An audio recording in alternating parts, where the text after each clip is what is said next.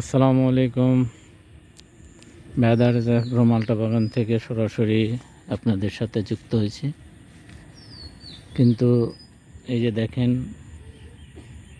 এত পরিমাণ মালটা ঝরে গেছে। এই পূর্ণাঙ্গ অবস্থায় আর কিছুদিন পরে যেখানে মালটা কাটতে হবে, হারভেস্ট করতে হবে, সেখানে এইভাবে যদি মালটা ঝরে পড়ে কার ভালো লাগে বলেন তো? এইভাবে প্রত্যেকটা গাছের গোড়ায় অজস্র মালটা ঝরে পড়ে আছে। তা আসলে কি মালটা সারা জীবনই ঝরবে, নাকি আর কোনো সমাধান আছে?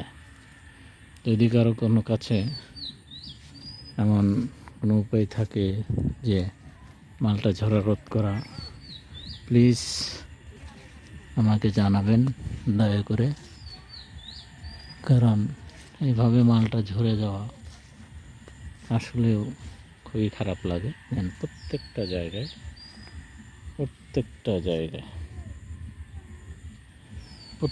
জায়গায় যেখানে যাবেন সেখানেই মালটা এই যে ড্রেনে, এই যে দেখেন, এই যে পড়ে আছে, এই যে গাছের গোড়ায় বড় বড় মালটা ছড়ে পড়ে আছে।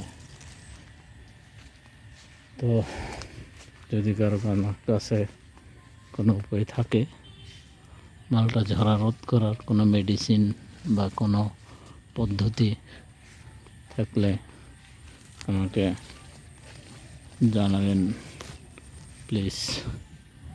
Thank you. আজকের মতো আসসালামু আলাইকুম।